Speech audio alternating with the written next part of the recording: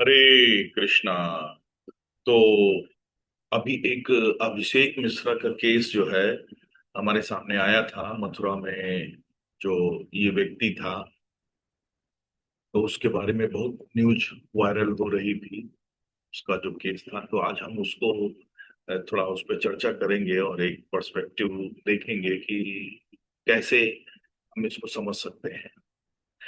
देखिए, ऐसे केसेस जो होते हैं, तो वो बहुत से भक्तों और सामान्य लोगों में बहुत सारे प्रश्न खड़े करते हैं कि जो व्यक्ति इस प्रकार से भक्ति कर रहा था, प्रवचन देता था, लोगों को भगवान से जोड़ता था, मतलब उसके ऊपर भी इस प्रकार से अनैतिक कार्यों के आरोप लगे। तो ऐसी घटनाएं हमें सोचने पर मजबूर करती हैं कि आखिर ऐसा क्यों होता है।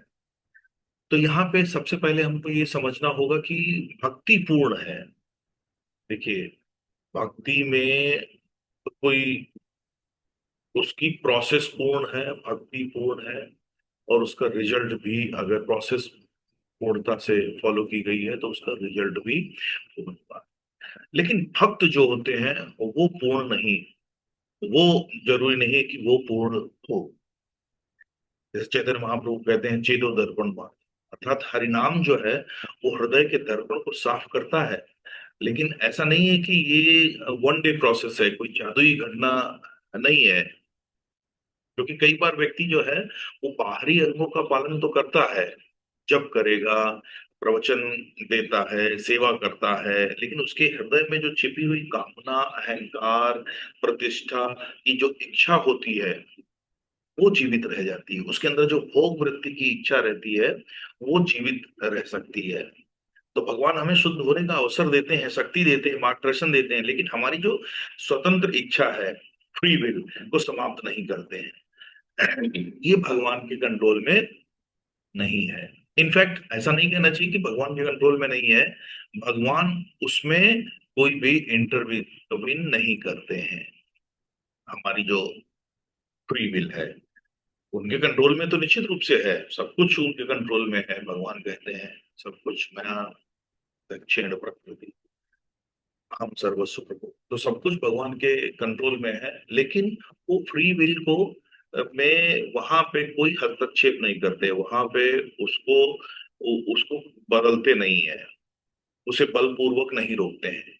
भगवत गीता में भी भगवान कहते हैं कि काम, क्रोध और लोभ जो है नरक के तीन द्वार हैं।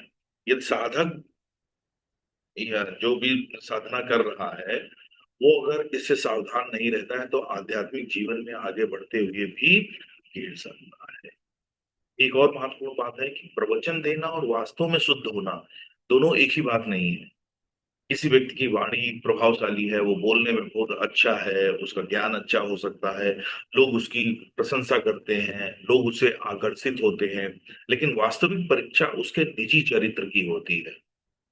श्रील प्रभुपाद ने अनेक बार कहा है कि भक्त भक्ति का वास्तविक लक्षण है विनम्रता, शुद्ध आचरण और इंद्रिय निग्रह। ये प्रभुपाद कहते हैं। तो अगर कोई व्यक्ति प्रसिद्ध अनुयायियों, प्रसिद्धि ही है उसके पास, अनुयायियों से घिरा हुआ है, सम्मान के नशे में आ जाए, तो वही प्रतिष्ठा उसके पतन का कारण। इसलिए ऐसी घटनाएं जो है हमें भक्ति पे संदेह करने के लिए, मतलब हम संदेह करने लगते हैं, लेकिन हमें ऐसी घटनाओं से भक्ति पर संदेह नहीं करना चाहिए। बल्कि यह समझना चाहिए कि व्यक्ति और सिद्धांत अलग अलग है। किसी व्यक्ति की गलती भक्ति की गलती नहीं होती। जैसे सूर्य के प्रकाश में दोष नहीं होता है। अभी हम आंख बंद कर लें और हम कह दें कि हमें तो लाइट दिख ही नहीं रही है, तो क्या कहेंगे? तो आप क्या कहेंगे कि सूर्य में कुछ खराबी है? वो खराबी हमारे अंदर है। इसी प्रकार भगवान का नाम पूर्ण है और पूर्ण रूप से पवित्र है और शक्तिशाली है, उसमें इतनी कैपेबिलिटी है कि वो शुद्ध करता है। लेकिन यदि कोई व्यक्ति नाम का आश्रय लेकर भी अपनी वासनाओं को नहीं छोड़ रहा है, इसका मतलब फिर वो वही एग्जाम्पल कि हमने अपनी आंख बंद कर रखी है और हम सूर्य की को दोष दे रहे हैं कि ये जो है हमें अंधकार में डाले हुए है। तो बताइए, अगर हम ऐसा सोचते हैं तो ये सोचना बिल्कुल गलत है। ठीक है।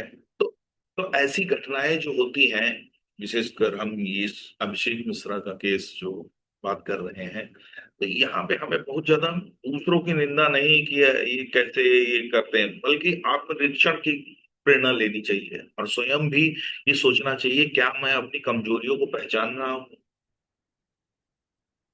मतलब जो हमारा हमारा लक्ष्य क्या है, भक्ति में हम इंटर किए हैं, हमारा लक्ष्य क्या है? क्या मैं ऑनेस्टी से अपनी साधना कर रहा हूँ? क्योंकि एवरी टाइम हम एक्सपोज्ड नहीं रहते हैं। ठीक है।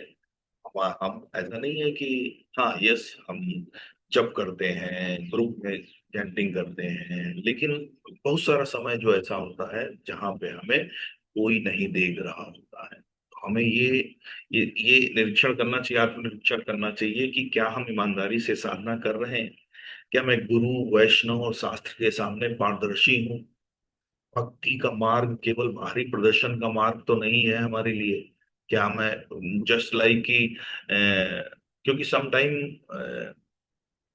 व्यक्ति क्या है जो साधक हैं, वो इस मेंटेलिटी में हो जाते हैं कि why make it when we can fake it.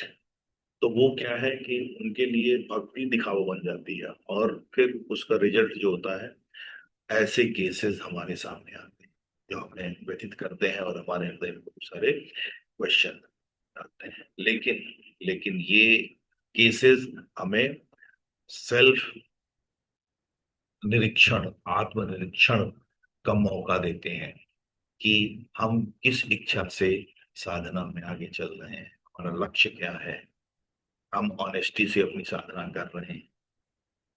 क्योंकि भक्ति का प्रोसेस परफेक्ट है और उसका रिजल्ट भी परफेक्ट है, लेकिन हमें वो प्रोसेस अच्छे से अपनाना है। भक्ति का जो मार्ग है वो बाहर के प्रदर्शन का मार्ग नहीं है, बल्कि हृदय के वास्तविक परिवर्तन का मार्ग। हरे